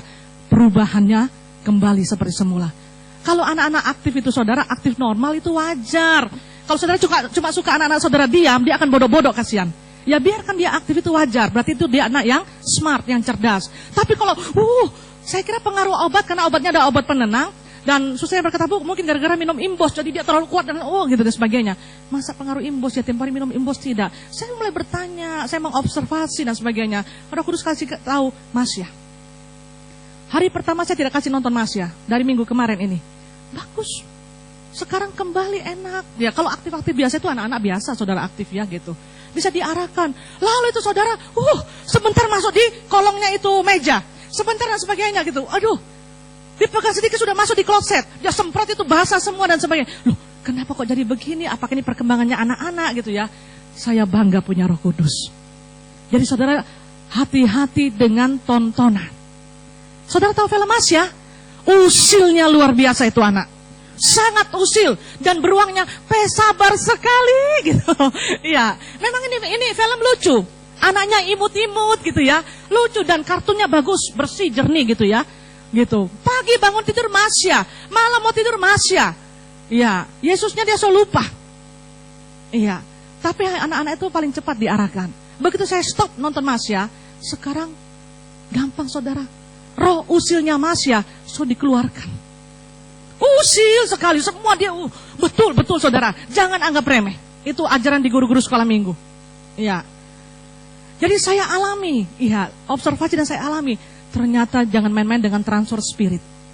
Jadi orang tua stop kasih nonton Masya itu anak-anak. Dia akan jadi anak yang usil dan sangat usil, gitu ya. Apakah saudara mau jadi beruangnya? Ya kan semua dikasih tumpah, baju cemon dan sebagainya. Stop. Ya. Oke, lanjut. Berikutnya, terbalik sekarang. Tadi sebagai orang tua sudahkah kita memberikan keteladanan?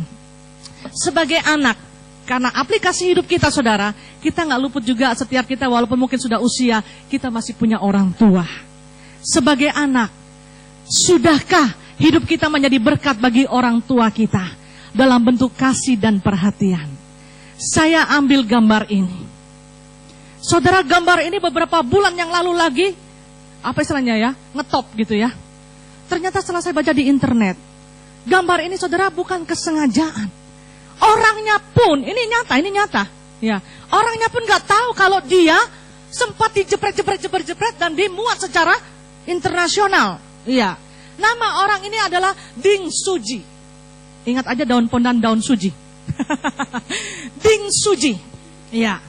Saudara, siapa dia? Dia adalah seorang mantan perwira Biro Investigasi Menteri Kehakiman berbasis di Taiwan. Terharu juga membaca kisah ini saudara, terharu. Iya, dia usianya udah tua, udah 62 tahun juga. Jadi orang tuanya saudara bisa bayangkan umurnya mungkin 90 lebih. Iya. Ada suatu penyesalan, penyesalan yang tidak bisa disesali juga, karena dia tugas di kenegaraan ini, saudara, dia ingin membawa orang tuanya pulang ke Tiongkok, tetapi waktu tidak memungkinkan. Setelah dia pensiun, dia berpikir setelah dia pensiun, masih ada ikatan dinas juga. Setelah itu, kalau tidak ada ikatan dinas, dia akan bawa orang tuanya untuk bertemu dengan keluarga-keluarganya. Dia mau kasih senang orang tuanya, tapi belum kesampaian waktunya, orang tuanya sudah hilang ingatan. Itu kesedihannya dia. Dan ini dalam kondisi patah tulang. Sehingga suatu saat dia mau bawa orang tuanya ke rumah sakit tidak jauh. Dia berkata, bagi dia supaya cepat, maka dia ambil itu kain kembang-kembang itu, bunga-bunga, dia gendong orang tuanya, karena menurut dia nggak berat lah gendong orang tuanya supaya cepat dia bisa bawa ke rumah sakit. Tanpa dia sadari, sementara dia antri, ternyata banyak yang memfoto dan mengatakan ini adalah anak yang berbuat bakti. Ya, bagi saya sih dia berbuat bakti ya, itu saudara. Sudahkah hidup kita sebagai anak menjadi berkat bagi orang tua kita? Memperhatikan, merawat, tidak membiarkan orang tua kita terlunta-lunta. Saya kalau di Surabaya, biasanya saya ke Pasar Atom, sementara saya makan, mungkin di bawaan Kapasari atau di Lontong Mie, biasanya saya suka di situnya ya. Itu. Saya heran ada encim-encim gitu saudara. Ya, pakai sandal jepit, dia tawarkan kerupuk melinjo dan sebagainya. Saya berpikir di mana anaknya gitu ya. Kadangkala dari Pasar Atom depannya kan ITC, itu kan jalannya ramai sekali. Encim-encim itu menyeberang, bawa tas kresek dengan kerupuk-kerupuk emping melinjo, nyebrang, aduh risiko sekali. Ya, kalau saya tidak akan membiarkan orang tua seperti itu. Ya. Saya tanya, Cim, mana anak? Ada. Sudah menikah? Ya, biasanya saudara orang tua yang demikian, ada dua kemungkinan. Kemungkinan yang pertama, memang anak-anaknya tidak urus orang tuanya. Yaitu kita nggak usah menjadi hakim, masing-masing tanggung jawab di hadapan orang tua. Kemungkinan yang kedua, anak-anak mau urus tapi orang tua keras kepala. Iya, tidak cocok dengan ini, tidak cocok dengan itu, tidak cocok dengan ini, terpaksa harus hidup sendiri. Karena itu dari hasil-hasil konseling banyak kali seperti itu. Jadi yang tahu adalah ya dia sendiri gitu. Ya kalau seperti itu saya sih hanya membeli saja gitu ya. Ada yang berkata, dia tuh pura-pura padahal dia yang sebenarnya. Oh, saya nggak mau tahu. Ya, saya membeli kerupuknya, saya makan juga, saya nggak rugi gitu ya. Kalau memang dia butuh berarti saya memberkati dia. Kalau enggak ya saya nggak rugi juga begitu. Nah, saudara yang dikasih oleh Tuhan, sudahkah hidup kita menjadi berkat bagi orang tua kita? Minimal anak-anak tidak bikin susah orang tua. Mungkin kau belum bekerja, para remaja, para kaum muda. Tapi dalam keseharian engkau bisa mengkontribusikan hidupmu. Di saat engkau kecil, orang tua boleh repot. Di saat engkau remaja, sudah bukan saatnya lagi orang tua repot. Kebersihan rumah, segala sesuatunya, biarlah orang tua boleh merasakan, anakku sudah besar, gitu ya. Jadi orang tua itu boleh ringan sedikit. Iya, jangan bikin susah orang tua. Tapi ada orang tua saudara dibilang jangan bikin susah, orang tua juga ada yang suka sibuk dan sebagainya. Padahal maksud anak itu baik. Sudah Joh, daripada nanti kepleset, daripada nanti ini dan sebagainya, ya kan gitu. Nikmati saja hidup masa tua. Nah, saudara dikasih oleh Tuhan. Ini salah satu cara bagaimana kita mendonasikan hidup kita. Bukan durasi. Dalam aplikasi hidup sehari-hari, itu juga salah satu cara bagaimana kita hidup memuliakan Tuhan. Sebagai pimpinan dalam satu perusahaan atau pekerjaan, entah saudara pimpinan yang paling atas, pimpinan nomor berapa, yang jelas saudara punya bawahan. Sudahkah hidup kita menjadi berkat bagi karyawan kita? Kalau orang salah ya ditegur lah, nggak mungkin orang salah nggak ditegur, justru kita jadi orang tidak baik. Dia aja, tapi sebatas mana kita menegur orang yang salah? Apakah dengan dendam kesumit? Atau dengan makian-makian? Iya, saya rasa hidup yang tidak jadi berkat dan hanya durasi dalam hidup. Karena orang di sekitar saudara, orang-orang kerja saudara tidak pernah merasa diberkati. Dan tidak pernah diperkenalkan siapa Yesus. Dan tidak pernah diberikan kesempatan untuk mereka beribadah dan bertumbuh rohaninya.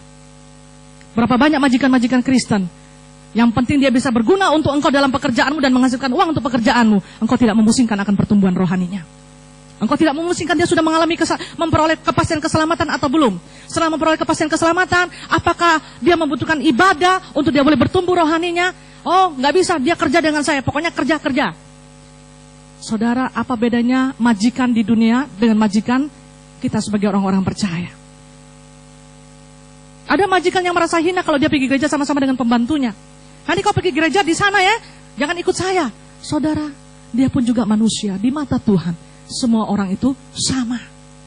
Di dalam kerajaan sorga tidak ada majikan dengan pembantu. Semua yang percaya berhak masuk dalam kerajaan sorga. Sehingga dalam keseharian setiap orang boleh melihat siapa Yesus dalam kehidupan kita. Itu adalah suatu donasi, kontribusi yang kita berikan hidup kita untuk Tuhan. Bukan waktu yang habis begitu saja. Sebagai karyawan, apakah kita sudah menjadi karyawan yang betul-betul mendonasikan hidup kita untuk perusahaan kita, tempat kerja kita, dan kepada orang lain yang kita layani? Jangan sampai majikan kita berkata, aduh, kalau ambil karyawan orang gereja ini, ampun Jo, selalu minta dimengerti, izin alasan pelayanan ke sana, izin pelayanan ke sini. Saudara harus juga masing-masing tahu bagiannya dan tanggung jawabnya. Kalau saatnya kerja, jangan terlalu banyak izin juga. Itu berarti kinerja kita buruk. Dan berarti hidup kita tidak ada donasi, tidak menjadi suatu kesaksian, tidak ada suatu kontribusi untuk perusahaan atau tempat kerja kita itu. Entah di toko, entah di rumah dan sebagainya. Tapi kalau majikan boleh berkata, wah, ini orang kerja saya ini luar biasa. Kerjanya bagus. Bangun gak pernah saya kasih bangun, tidak pernah dia absen. Dia tahu jam kerjanya, tanggung jawabnya bagus. Apa yang saya serahkan semuanya beres. Bahkan dia pintar, kalau saya begini dia menawarkan diri dan sebagainya. Weh, bagus sekali kerjanya. Berarti secara gak langsung hidup saudara sudah memuliakan Tuhan. Lewat apa? Status saudara sebagai karyawan, sebagai apalah gitu dalam hal bekerja. Karena saudara punya pimpinan. Pimpinan boleh mengakui kinerja kita. Sebagai warga negara Indonesia, sumbangsi apa yang sudah kita berikan kepada bangsa dan negara kita? Barusan ini ada operasi yang mudah-mudahan terus berlaku ya, yang dikatakan bahwa tentang denda tidak ada SIM, bayar sekian dan sebagainya. Saya sempat berdiskusi di kantor belakang ya, sama Ibu Milka, terkadang sama Bapak Gembala. Aneh negeri kita ini. Ada hukum, tapi hukum dilanggar sendiri. Hukum di negeri kita, saudara, boleh urus SIM umur berapa? Ya, 17 kan, sweet 17. Ya. Kalau naik motor harus pakai SIM nggak? Harus ya. Ini saya berkata benarnya, kalau saudara ragu-ragu jauh, saya curiga ini ada yang tidak punya SIM juga, ya kan? Kalau naik motor atau berkendaraan, entah mobil, entah motor, harus punya SIM nggak? Harus. Ya, itu berarti sebagai warga negara. Karena hukum yang berlaku adalah seperti itu. Tapi aneh, hukum dibuat, peraturan dibuat dan dilanggar sendiri. Coba lihat di sekolah-sekolah berapa banyak motor. Bahkan di parkiran-parkiran sekolah ada juga mobil. Notabene SMP. Mungkinkah ada anak SMP yang umur 17 tahun, saudara? Kalau SMA mungkin ya. Ya, SMA mungkin kelas 2 dia sudah 17 tahun. Atau kalau dia lambat sedikit, kelas 1 dia sudah 17 tahun. Iya. Sebenarnya paling gampang itu polisi-polisi sebagai aparat negara untuk menilang di sekolah-sekolah. Dolak saja di pintu gerbang. Ya toh, dolak di pintu gerbang. Udah 250.000 kali berapa itu? Ratusan motor kan? Iya. Dan ini keanehan gitu. Sementara polisi patroli pagi-pagi atau di persimpangan jalan, dia lihat ada siswa atau siswi pakai seragam biru, dia kasih lewat. Padahal kan kesempatan, prit, mana SIM kamu gitu. Kalau ada SIM-nya berarti dia SIM tembakan itu, saudara. Yang istilah umumnya adalah curi umur, mencuri itu dosa. Dan setelah dikasih oleh Tuhan. Nah, bagaimana kita sebagai warga negara Indonesia? Apakah kita lebih banyak mengata-ngatai bangsa dan negara kita, atau kita memberkati? Belakangan di Palu mulai lampu padam-padam lagi ya. Listriknya padam, bukan lampunya. Ya. Listriknya padam. Pada saat seringkali listrik padam, apa yang saudara lakukan untuk kota ini? Atau, wah Palu ini. Ya, pasti yuk kita dengan Palu. Saudara, sebagai warga negara Indonesia yang baik, adakah kita memberkati kota kita? Atau kita mengata-ngatai kota kita? Mengata-ngatai pemimpin-pemimpin kita, atau kita mendoakannya? Donasi apa? Kontribusi apa yang kita berikan sebagai warga negara Indonesia yang baik? Ya, dalam keseharian kita sebagai jemaat GPPS Palu, sebagai warga jemaat GPPS Palu, apa yang sudah kita donasikan untuk gerejaku? Beberapa tahun yang lalu saya masih ingat Pak Yakub Nahuai pernah datang di ulang tahun kita ke berapa itu ya, di Bukit Doa. Dia mengajarkan kepada kita bagaimana setiap kita harus mengenal dan merasa memiliki, ini adalah gerejaku. Iya. Saya kaget saudara, kalau nanti pulang ibadah ini, ternyata di kursi-kursi masih ada gula-gula karet yang ditempel. Saya kaget saudara, kalau nanti setelah pulang ini, ternyata ada gelas aqua, bungkus-bungkus permen yang tak cecer. Ya, saya kaget saudara, kalau ternyata di kursi-kursi ada coretan-coretan anak-anak, dicoret bolpen dan sebagainya. Karena kalau kita merasa ini adalah gerejaku, rasa memiliki juga ada. Generasi muda, kaum muda, di manakah Anda kalian? Selama gedung di belakang dibangun, sepertinya saya belum pernah melihat peran kaum muda. Berapa kali diumumkan ada kerja bakti, yang muncul adik-adik remaja kasihan, yang muncul pun juga 2-3 orang itu terus. Sehingga saya baku seduh dengan mereka itu. Nanti kalau gedung ini jadi, saya foto kamu di situ. Baskop itu batu, isi di karung, cuci itu batu, ya kan dan sebagainya. Kecil-kecil itu remaja, kurus-kurus, cakuru. Tapi saudara rajin sekali, dalam 1 minggu berapa kali mereka datang. Kaum muda, di manakah engkau? Kaum bapak, di manakah Anda? Mungkin gak usah baskop, tapi adalah donasi, ya kan? Anak-anak yang bekerja, saya gak bisa baskop, nak. Iya, kamu juga generasi muda baskop saya bantu-bantu ini dan sebagainya. Beli sana martabak, beli sana dan sebagainya. Gerejaku. Saya berkata sama Kak Kim ya, selaku koordinator kaum muda. Aduh Kim, ini kaum muda 2014, saya boleh katakan kan hari-hari saya di kantor saudara. Sumbangsinya gak terlalu kelihatan untuk gerejanya. Sampai sekarang pohon Natal pun belum terpasang. Saya gak salahkan Arif ya. Arif itu wow semuanya dia gitu. Saya berkata, di manakah kaum muda di kau? Ya, nanti itu pohon Natal baru dipasang, hanya dilihat 1-2 kali. Kasihan yang kerja setengah mati. Kemarin itu Arif dengan siapa itu Bab Pilox ya dan sebagainya. Mereka berusaha berkreasi gitu. Saya bilang, so terlambat. Harusnya minggu ini paling lambat sudah terpasang itu pohon Natal. Halo kaum muda, boleh angkat tanganmu, ini gereja kita, nggak usah malu-malu ya. Gitu. Yang merasa kaum muda, tolong angkat tangan. Kaum muda, tolong angkat tangan. Iya, senyum yang manis kanan kiri, senyum, smile. Ya, saya nggak marah saudara. Ini kan kita keluarga, gereja sebagai keluarga Allah. Ayolah kaum muda. Bagaimana engkau di luar, engkau ke matahari, engkau ke mana ini?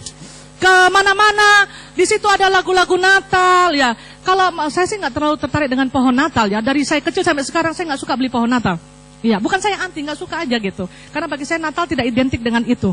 Tapi saya sejak datang di GPPS Palu, saya melihat memang ada pohon terang, pohon Natal, dan selalu bukan yang yang ya kreasi gitu. Ini sepertinya bagus, ya.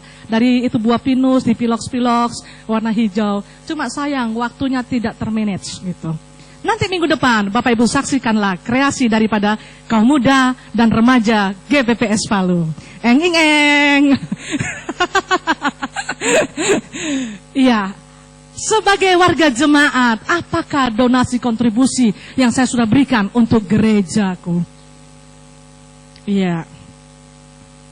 Sebagai anak Tuhan, Dia adalah Bapa kita. Apa yang sudah kita lakukan untuk menyenangkan hati Bapa? Menyenangkanmu, senangkanmu. Benarkah sepanjang tahun 2014 sebagai anak Tuhan, saya dan saudara sudah menyenangkan hati Bapa? Atau justru kita mendukakan hati Bapa? Dia butuh kita, tapi kita sibuk. Dia mau pakai kita, kita berkata nanti Tuhan, tunggu dulu ya. Masih ingat ilustrasi Dong Haing tentang apa itu? Priority, iya, kesibukan. Yesus menunggu, dia sibuk, pokoknya sibuk dan sebagainya. Dengan sabar Tuhan menunggu. Kapankah engkau menyenangkan hatiku nak? Bapak Ibu Saudara sekalian yang sudah sebagai orang tua, mungkin kau punya anak yang berbuat bakti. Dia sibuk dan sebagainya, tidak punya waktu untuk orang tuanya. Saya yakin sebagai orang tua, saudara akan berkata, apa yang kau lakukan baik nak, tapi aku juga butuh waktumu. Mama papa rindu untuk bersama-sama dengan engkau. Kapan kita bisa berbincang-bincang? Kapan kita bisa berfellowship? Kapan kami bisa menyatakan kasih kami kepadamu? Demikian juga Bapa di sorga. Dia butuh waktu kita, hidup kita. Dan dalam segala hal yang kita lakukan, Dia boleh berkata, engkau adalah anak kesukaan. Bukan cuma sekedar anak kesayangan, Kalau anak kesayangan pasti saudara, karena Tuhan tidak menghendaki seorang pun binasa, pasti kita semua disayang Tuhan. Tapi sudahkah kita menjadi anak kesukaan? Kan ada ayatnya, anak kesukaankah engkau atau anak kesayangan? Iya. Jadi kalau kita boleh simpulkan, hidup yang berkualitas, saya mengundang tim musik untuk bisa naik ke depan. Hidup yang berkualitas adalah hidup yang memuliakan Tuhan. Memberi arti positif kepada banyak orang. Pertama, Yerusalem dalam keluarga. Suami istri boleh merasakan, suami saya adalah suami yang betul-betul luar biasa Tuhan pakai. Saya diberkati lewat suami saya. Saya diberkati lewat istri saya.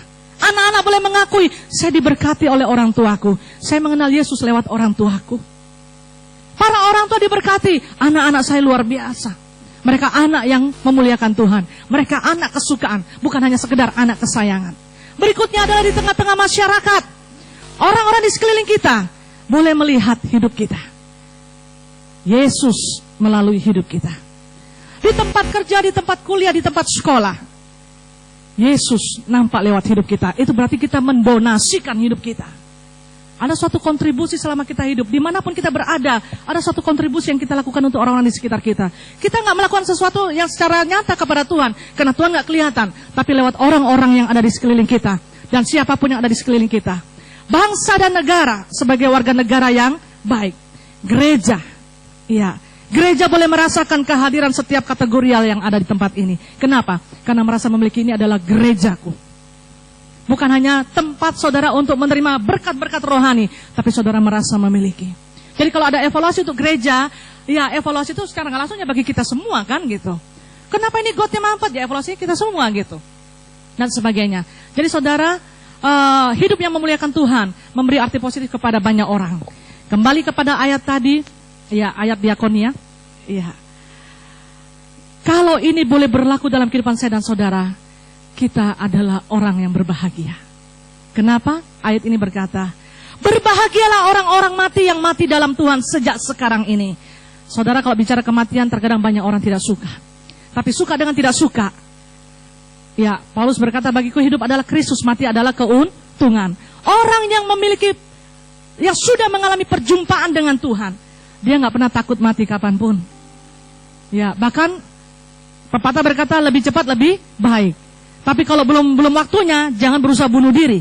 Orang bunuh diri tidak pernah masuk surga. Iya. Karena lebih cepat lebih baik saudara, lebih cepat kita bertemu dengan Tuhan. Di dunia ini penuh dengan air mata. Capek, letih, di sana tidak ada air mata. Berbahagialah orang-orang yang mati dalam Tuhan sejak sekarang ini. Sungguh kata Roh, supaya mereka boleh beristirahat dari jerih lelah mereka, karena segala perbuatan mereka menyertai mereka. Perbuatan mereka itu berbicara mengenai donasi, kontribusi. Bukan hidup sekedar durasi, hanya menyelesaikan waktu, menghabiskan waktu, bukan. Tapi ada suatu donasi, kontribusi yang kita lakukan untuk sesama kita, fokusnya untuk Tuhan, secara langsung untuk Tuhan, nama Tuhan dipermuliakan. Amin. Firman Tuhan biarlah boleh memberkati kita sekalian pada pagi hari ini, dan membawa kita untuk kembali merenungkan di akhir atau bulan terakhir dari 2014 ini Tuhan. Apakah selama ini anugerah-Mu berupa waktu yang Kau berikan kepadaku, aku sudah menjadi donasi atau hanya sekedar durasi? Mari kita bangkit berdiri. Kita persiapkan hati kita, memberikan yang terbaik untuk Tuhan lewat pujian dan penyembahan kita. Tuhan akan melawat setiap kita saudara. Hati kita, hidup kita. Tuhan berkepentingan dengan hidup kita. Tuhan merindukan hidup kita. Mungkin terkadang kita kurang peka dengan Tuhan. Tapi saat ini Tuhan mau menyatakan isi hatinya kepada setiap kita. Karena Dia mau membisikkan, janganlah engkau hidup dengan sia-sia. Jangan sampai ada yang mengatakan hidupmu tidak ada guna. Tidak ada guna, tidak ada arti berapa lama kita hidup, berapa panjang usia kita, kalau kita tidak pernah mendonasikan hidup kita, memberikan kontribusi bagi kerajaan sorga. Tapi pagi hari ini, kalau tahu waktu yang lewat mungkin sempat lewat, masih ada kairosnya Tuhan, anugerah Tuhan, berupa waktu juga yang Tuhan berikan. Mari kita memperbaharui komitmen kita di hadapan Tuhan.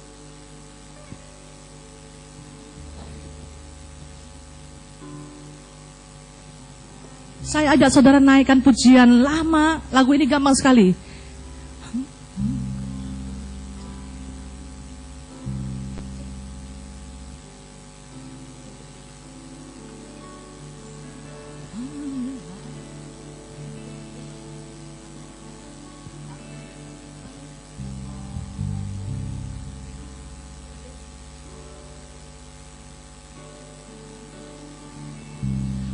Haleluya, haleluya, haleluya. Lagu ini sangat sederhana, tapi ini suatu pujian. Kata haleluya, puji Tuhan. Kita mau memuji Tuhan saat ini. Haleluya, haleluya, haleluya.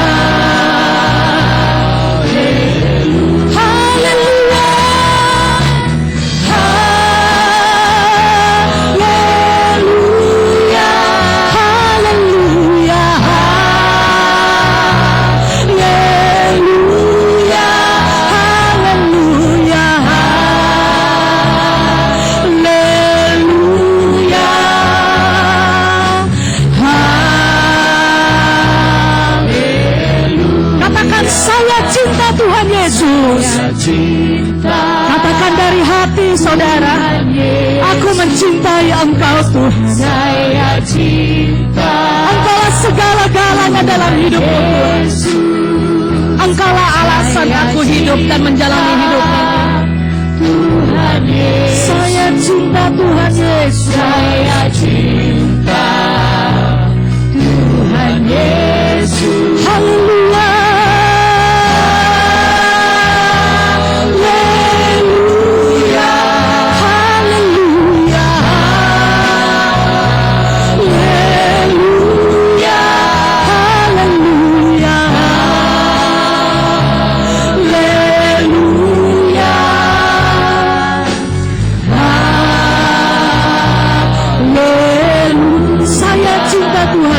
Saya cinta Tuhan Yesus. Engkau mendengar saya cinta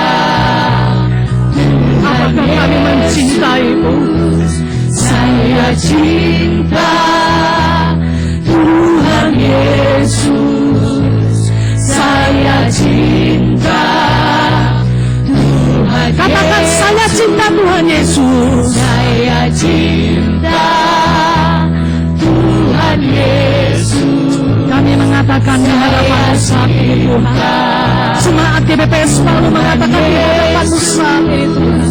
Saya cinta Tuhan Yesus. Saya cinta Tuhan Yesus. Haleluya. Haleluya. Haleluya. Haleluya.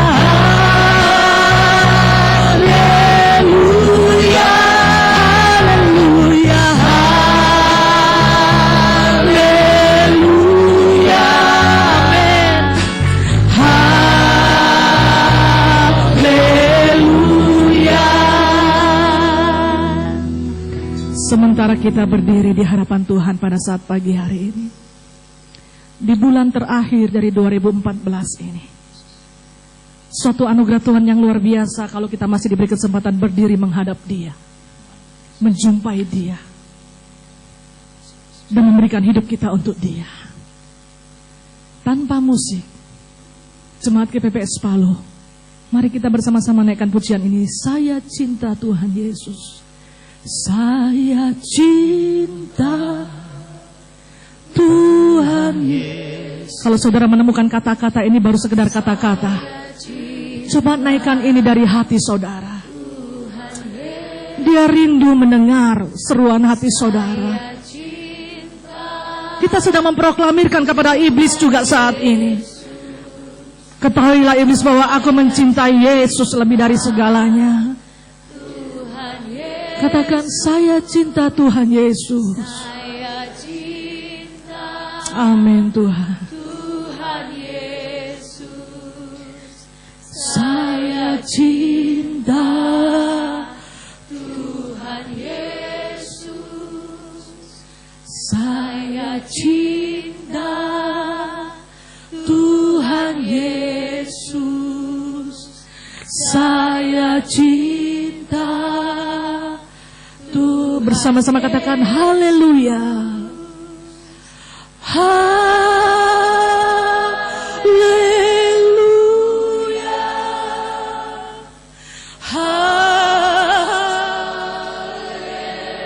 Haleluya. Amin. Haleluya.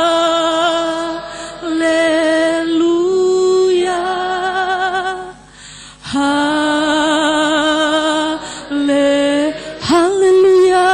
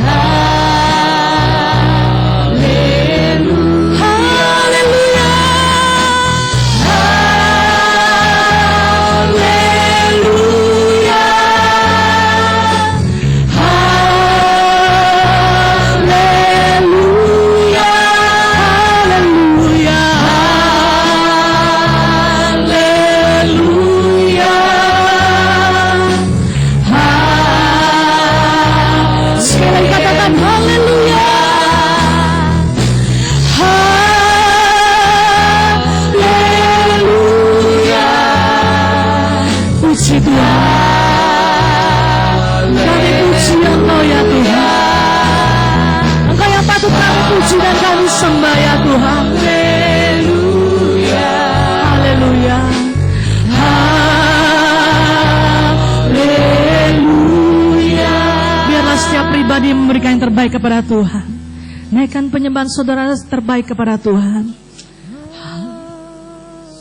Haleluya. Haleluya. Terima kasih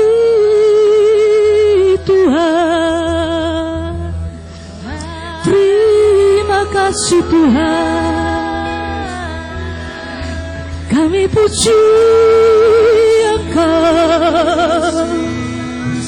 Kami puji Engkau Tuhan. Kami tinggikan, kami muliakan, kami sembah Yesus. Kami tinggikan Yesus Tuhan. Haleluya. Haleluya. Haleluya. Haleluya. Segala kemuliaan bagimu Yesus. Yesus Tuhan. Kami mengasihimu. Kami meninggikanmu Tuhan. Kami agungkan Engkau Yesus. Engkau Bapa yang baik. Engkau Allah yang setia. Tak berkesudahan kasih dan setia-Mu. Yesus Tuhan. Terima pujian dan syukur kami ya Tuhan. Kami tinggikan, kami masyurkan, kami muliakan Engkau Tuhan. Kuasa-Mu atas kami ya Tuhan, memampukan setiap kami untuk mengasihi-Mu, memuliakan-Mu ya Tuhan. Haleluya. Haleluya. Haleluya. Syukur Tuhan. Terima kasih ya Tuhan. Haleluya. Glory, glory, haleluya. Terima kasih Tuhan. Terima kasih ya Yesus. Haleluya. Haleluya. Terima kasih ya Tuhan. Sungguh Engkau adalah Bapa yang baik. Amin. Kasih setiamu tak pernah berkesudahan Tuhan. Amin. Yesus. Bapa, Engkau baik. Bapa, Engkau baik. Katakan Kau selalu baik. Selalu Terima kasih Tuhan kepadaku. Bapa-Ku cinta. Bapa Engkau baik. Bapa Engkau baik. Alami dan rasakan kebaikannya. Bapa Engkau baik. Dan muliakanlah Dia. Kau selalu baik kepadaku. Bapa-Ku cintakan. Aku memuji-Mu. Aku memuji-Mu. Aku menyembah-Mu. Ku nyanyi haleluya.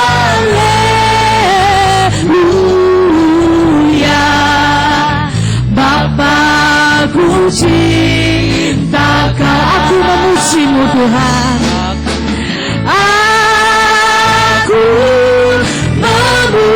memuji-Mu, aku menyembah-Mu, ku nyanyi haleluya.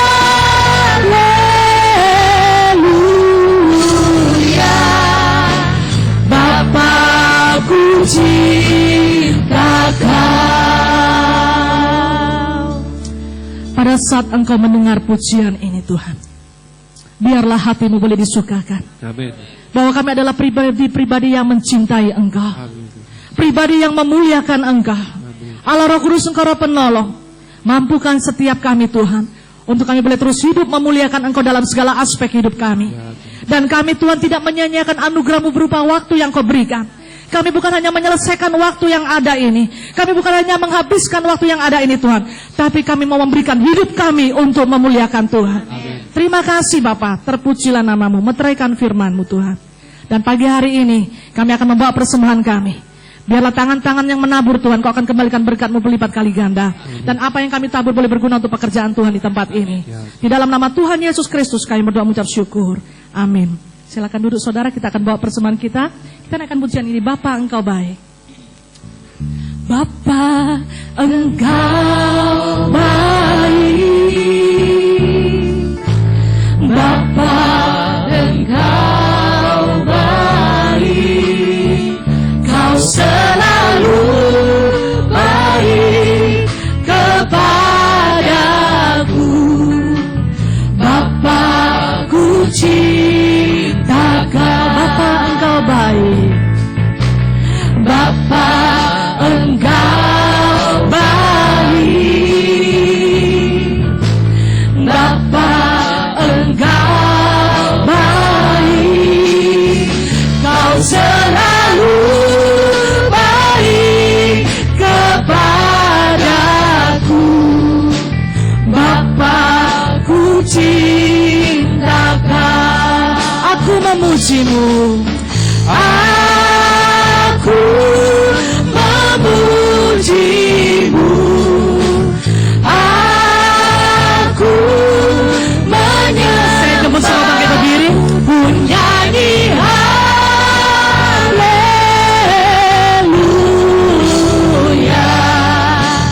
Bapa-Ku cinta. Sekali lagi, Bapa Engkau baik.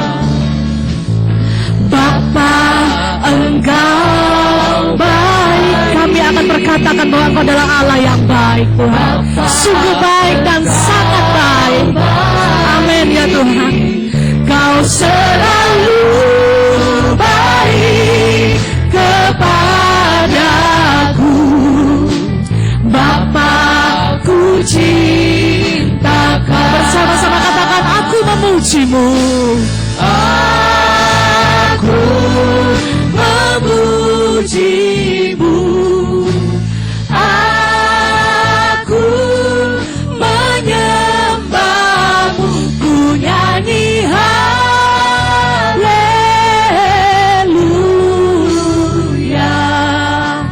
Bapa-Ku cinta Kau. Terima kasih Tuhan atas selawat-Mu dalam hidup kami pagi hari ini. Terima kasih Allah Roh Kudus, apa yang sudah Engkau kerjakan dalam kehidupan kami, baik hamba-Mu dan setiap pribadi yang hadir saat ini Tuhan.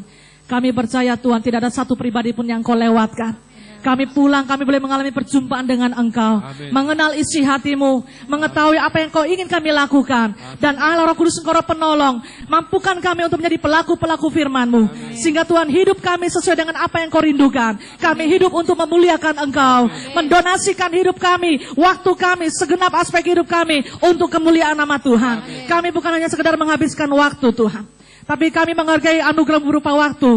Bagaimana nama Tuhan dipermuliakan lewat hidup kami. Terima kasih Papa, memberkati setiap pribadi yang hadir saat ini Tuhan.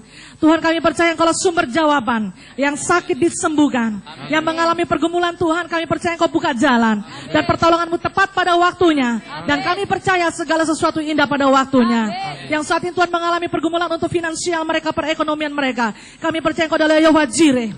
Tuhan, pertolongan-Mu tidak pernah terlambat. Engkau sanggup membukakan tingkap-tingkap langit-Mu, mencurahkan berkat-Mu. Amin. Dengan berkat yang kami peroleh, kami juga kembali kembalikan untuk kemuliaan nama Tuhan. Terima kasih Bapa. Setiap roh penghalang berkat, apapun juga panah api si jahat yang dilancarkan atas seluruh keberadaan GPP Jemaat Palu, serangan-serangan baliknya, kami ikat, patahkan, hancurkan kuasanya di dalam nama Tuhan Yesus Kristus. Tutup bungkus kami semua dengan kuasa darah-Mu Tuhan, sehingga kami selalu berkemenangan bersama dengan Yesus. Terima kasih Bapak, kami akan pulang ke rumah kami masing-masing. Sebelumnya Tuhan, saat ini kami dengan sehati memberkati, berdoa untuk Bapak dan Ibu Gembala kami, dimanapun Tuhan kedua hamba-Mu berada, sertai perjalanannya. Perlindungan-Mu tetap nyata atas hamba-Mu.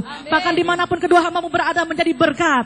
Dan setiap orang yang berada di sekitar hamba boleh melihat pribadi Yesus. Bahkan selama dalam perjalanan juga Tuhan ada banyak berkat rohani yang Kau nyatakan visi-visi-Mu kepada kedua hamba-Mu.